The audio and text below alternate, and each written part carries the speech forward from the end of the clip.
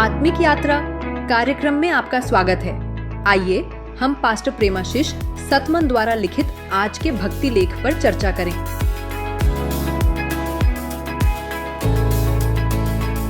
Praise the Lord. सब सुनने वालों का स्वागत है आज की इस खास बातचीत में। आज हम पास्टर प्रेमाशीष सतमन के एक अहम लेख पर ध्यान दे रहे हैं जी, जिसका शीर्षक है परमेश्वर की योजना पर भरोसा करने की शक्ति। हाँ, और इसमें भी खास तौर से कि जब हमें चोट पहुंची हो या किसी ने धोखा दिया हो, उसके बाद विश्वास को कैसे थामे रखें। बिल्कुल, मतलब ये समझना कि जब जिंदगी मुश्किल लगे या कुछ पल्ले ना पड़ रहा हो, तब भी परमेश्वर के प्लान पर भरोसा कैसे करें। हाँ, यही आज हम समझने की कोशिश करेंगे। और ये सवाल तो उठता ही है ना कि जब चीजें गड़बड़ हो जाती हैं, दिल दुखता है, तब कैसे रखें परमेश्वर पर भरोसा। सही सवाल है। तो चलिए इसी पर बात करते हैं। पास्टर सतमन अपने लेख में नीति वचन 3:5 से शुरू करते हैं। हाँ, तू अपनी समझ का सहारा न लेना, वरन संपूर्ण मन से यहोवा पर भरोसा रखना। एग्जैक्टली ये पूरी तरह भरोसे पर इतना जोर क्यों, खासकर तब जब हमारी अपनी अक्ल, हमारी समझ कह रही हो कि नहीं, ये ठीक नहीं हो रहा। देखिए, स्रोत में जो बात कही गई है वो बड़ी दिलचस्प है। सतमन इसे सीधे यिर्मयाह 29:11 से जोड़ते हैं। हाँ, जहाँ परमेश्वर कहते हैं कि उनकी योजनाएं हानि की नहीं बल्कि भलाई की हैं, जी, आशा और भविष्य देने की हैं।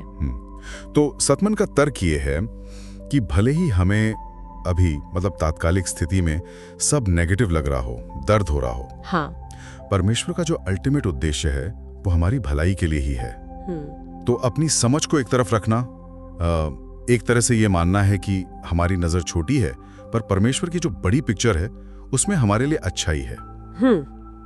ये बात तो समझ आती है कि बड़ी पिक्चर में भलाई है, पर वो जो मुश्किल घड़ी होती है, जब चोट ताजी होती है, दर्द एकदम असली होता है, हाँ बिल्कुल, उस वक्त का क्या।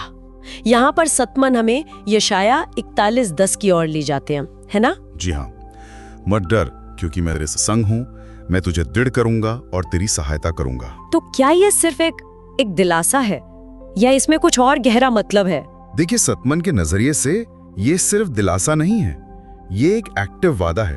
एक्टिव वादा मतलब ये ऐसा नहीं कि चलो उम्मीद रखो सब ठीक हो जाएगा, बल्कि ये परमेश्वर की ओर से एक तरह की गारंटी है कि वो ठीक उसी पल में, जब हमें लगता है कोई रास्ता नहीं बचा, हाँ, जब हम बिल्कुल अकेले महसूस करते हैं, बिल्कुल, तब वो हमारे साथ हैं, हमें ताकत दे रहे हैं और असल में हमारी मदद कर रहे हैं। ये सिर्फ फ्यूचर की होप नहीं है, ये प्रेजेंट की मुश्किल में परमेश्वर की मौजूदगी और उनकी मदद का यकीन है। अच्छा, और शायद सतमन इसी बात पर जोर देते हैं कि ये जानना ही अपने आप में भरोसे का एक मजबूत कारण बन जाता है। समझ गए। तो ये सिर्फ एक फीलिंग नहीं है, बल्कि एक वादा है जिस पर हम टिक सकते हैं। पर सवाल फिर वही आता है, करे कैसे? मतलब प्रैक्टिकली रोजमर्रा की जिंदगी में जब चिंताएं हावी हो जाती हैं, इस भरोसे को जिए कैसे? क्या सतमन कोई तरीका बताते हैं? हाँ बिल्कुल, स्रोत एक बहुत प्रैक्टिकल रास्ता दिखाता है, प्रार्थना और परमेश्वर के वचन का अध्ययन। फिलिपियों 4:6-7 एग्जैक्टली, जहाँ कहा गया है कि चिंता करने के बजाय हर बात में धन्यवाद के साथ अपनी विनती परमेश्वर के सामने रखो। धन्यवाद के साथ, ये अहम है, शायद बहुत अहम। सतमन के लेखन के अनुसार ये धन्यवाद हमारी सोच को प्रॉब्लम से हटाकर परमेश्वर की सामर्थ और उनकी भलाई पर फोकस करने में मदद करता है। अच्छा, और जब हम ऐसा करते हैं तो उसका नतीजा क्या है? परमेश्वर की शांति जो समझ से बिल्कुल परे है। सतमन इसे एक एक्टिव प्रोसेस की तरह देखते हैं, मतलब लगातार प्रार्थना करना और परमेश्वर के वचन यानी बाइबल को पढ़ना, समझना, इसके जरिए हम जानबूझकर परमेश्वर को खोजते हैं और ये भरोसा धीरे धीरे हमारे अंदर बनता है, गहरा होता है। और ये शांति फिर हमारे विचारों और दिल की हिफाजत करती है। बिल्कुल, चिंता की जगह शांति ले लेती है। ठीक है, तो अगर हम पास्टर सतमन की बातों का निचोड़ निकालें, वो हमें अपनी लिमिटेड समझ पर टिके रहने के बजाय परमेश्वर पर पूरा मतलब संपूर्ण मन से भरोसा करने को कहते हैं। हाँ, और ये भरोसा इस यकीन पर टिका है कि परमेश्वर की योजनाएं, जैसे यिर्मयाह 29:11 में है, आखिर में हमारी भलाई के लिए हैं। सही। और मुश्किल वक्त में उनकी मदद, जैसा यशाया 41:10 में वादा है, वो हमेशा मौजूद है, हमेशा। और इस भरोसे को हम एक्टिवली बढ़ा सकते हैं प्रार्थना और वचन के अध्ययन से, जैसा फिलिपियों की 4:6-7 बताता है। बिल्कुल सही कहा आपने। और यहीं पर एक बहुत जरूरी सवाल भी खड़ा होता है। हाँ, स्रोत बार बार परमेश्वर की योजना पर भरोसा करने की बात करता है ना। हाँ, उनकी योजना पर। तो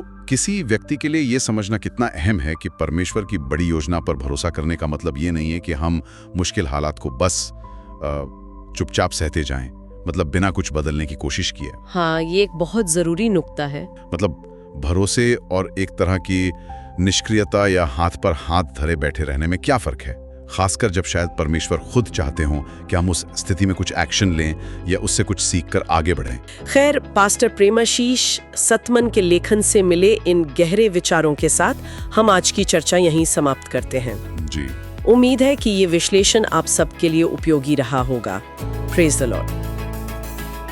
आज आत्मिक यात्रा कार्यक्रम को सुनने के लिए धन्यवाद, जहां हम हर दिन परमेश्वर के वचन पर चर्चा करते हैं।